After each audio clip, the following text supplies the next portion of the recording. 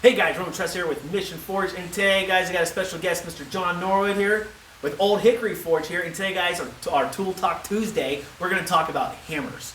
So I figured what better way to talk about hammers than actually have a person who makes hammers here to talk about specific aspects of hammers for blacksmiths.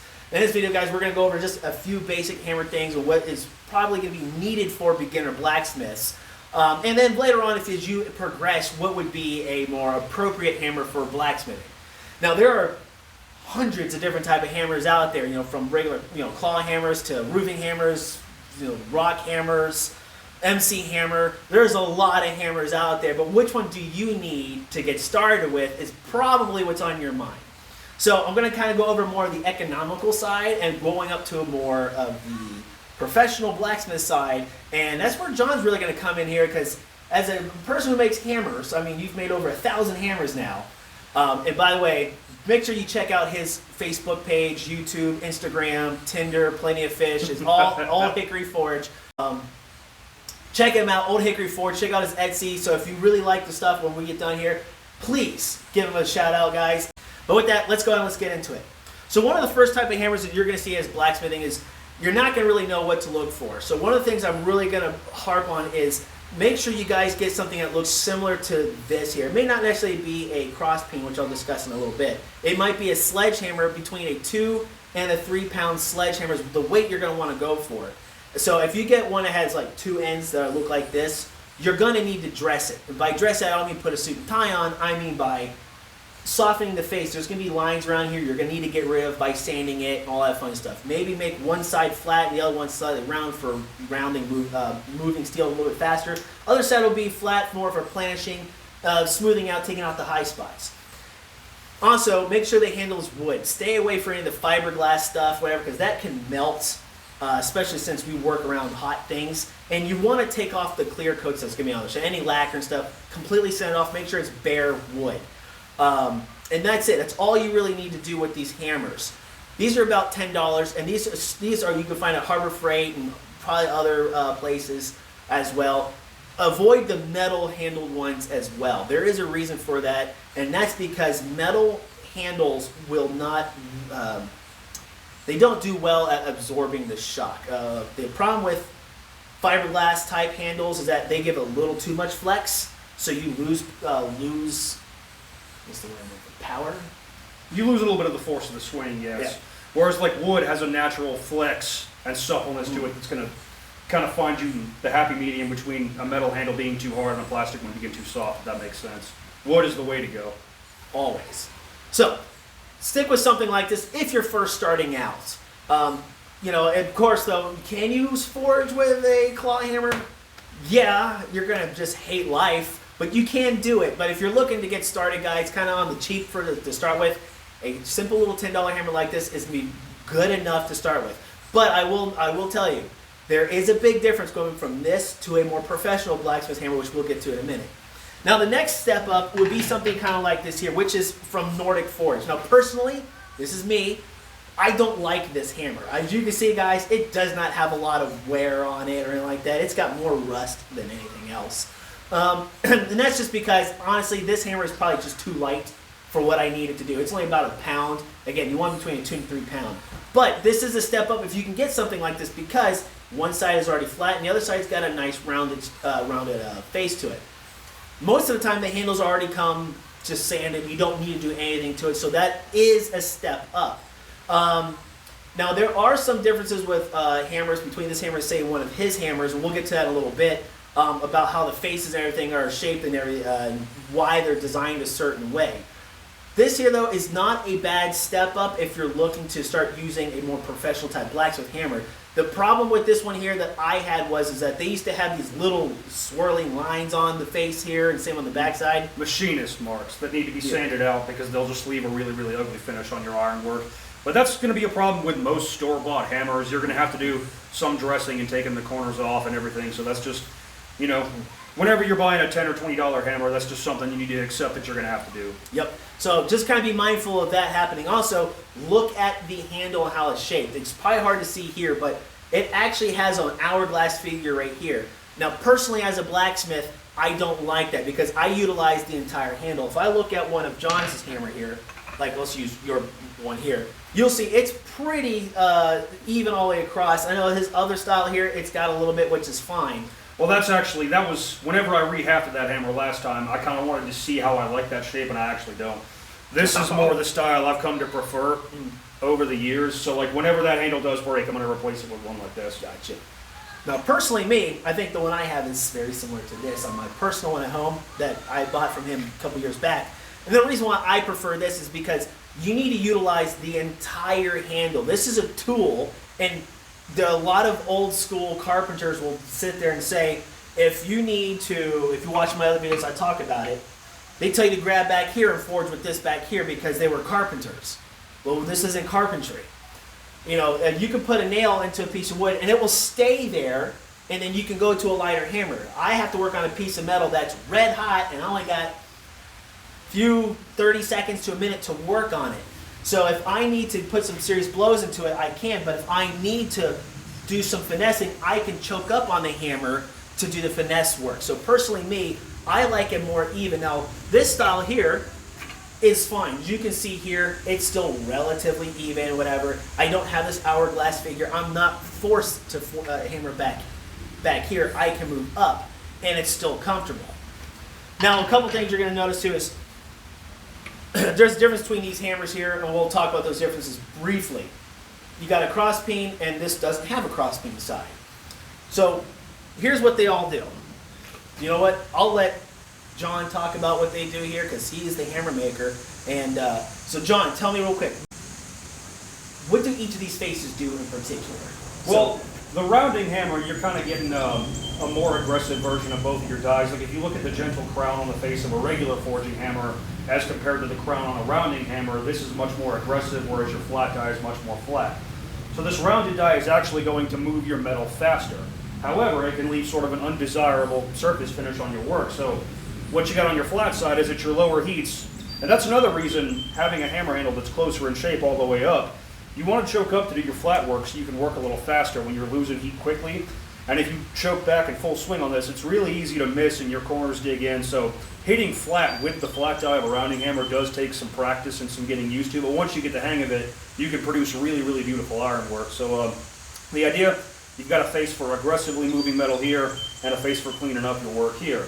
Versus your cross peen, it's a bit hard to capture from over there, I'm certain, but the face on a general purpose forging hammer, it is flatter than the round die, but it is rounder than the flat die. It's kind of a happy medium.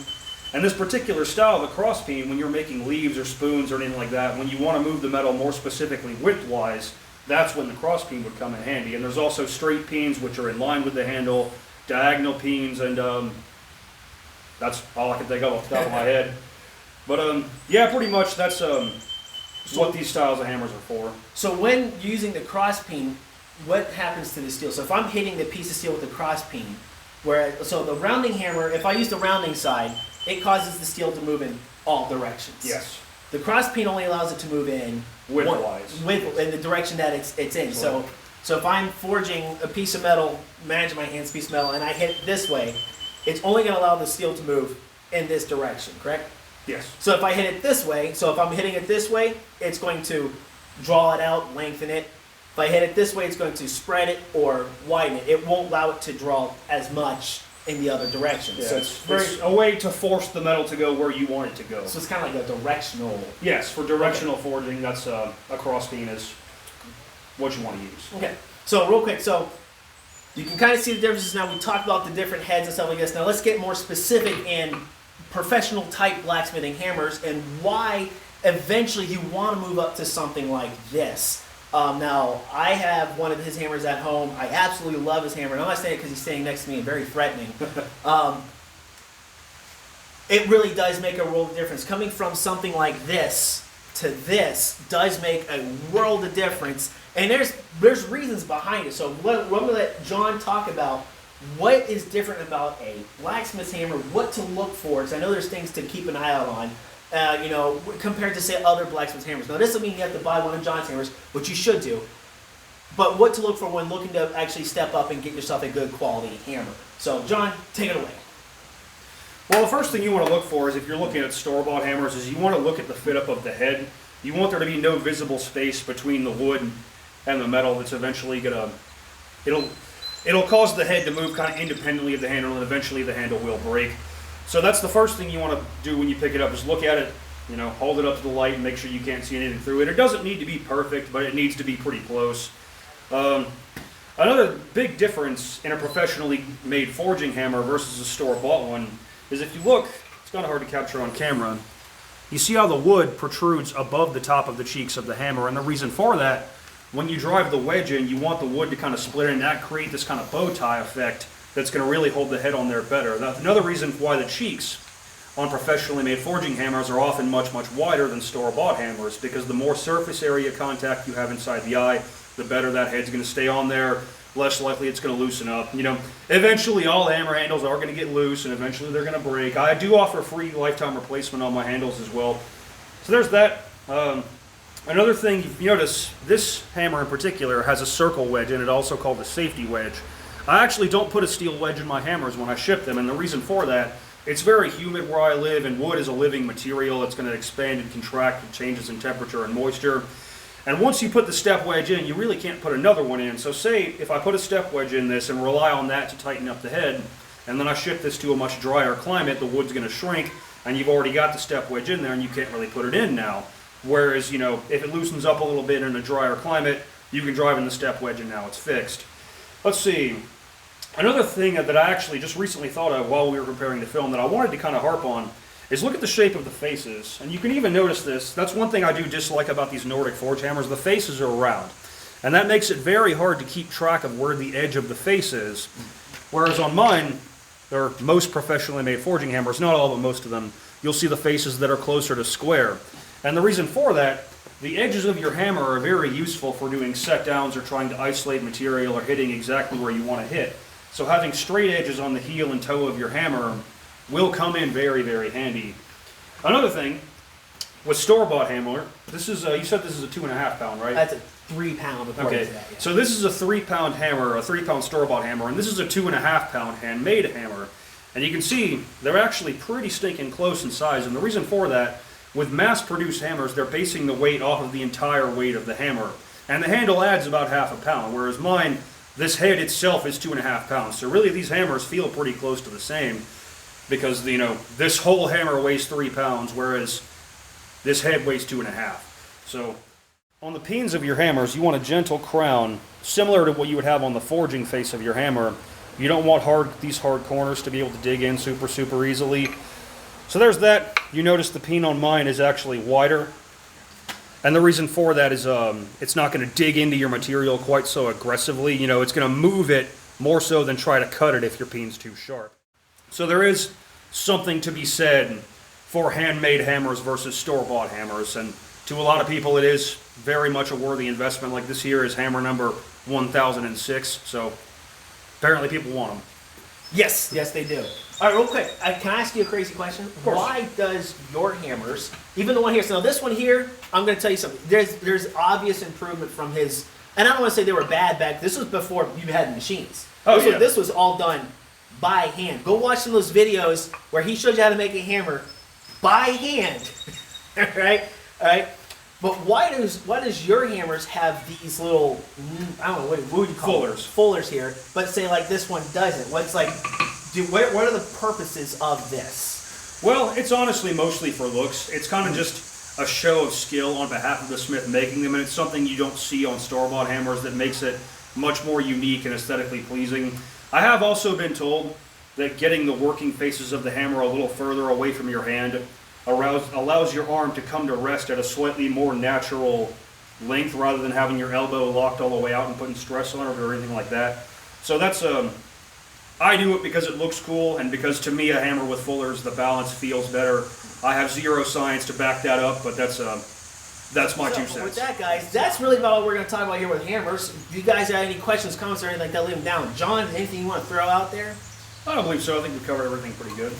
Yes, almost dropped my hammer there. So with that, guys, hey, if you haven't checked out John's channel, check it out, Old Hickory Forge on YouTube. Check him out on Facebook, Old Hickory Forge, Instagram, Old Hickory Forge, Etsy, Old Hickory Forge. literally anything Old Hickory Forge. Just Google it, you'll find me. Yeah, you know, if you haven't seen it yet, guys, he's also on Forge and Fire. Check that out. Season 7, episode... Season 6, episode 17. Season 6, episode 17, The Partisan. Right? The All right. Partisan. All right, so check that out as well, guys. Thanks for watching. If you guys like what you saw, entertained, all that fun jazz, hit that like button. Also, got any comments or suggestions, leave them down below. And also, don't forget to hit the subscribe button and click that bell for more notifications. For that, guys, thanks for watching. Check out his channel and subscribe to him as well. And we'll see you guys later. Y'all take care.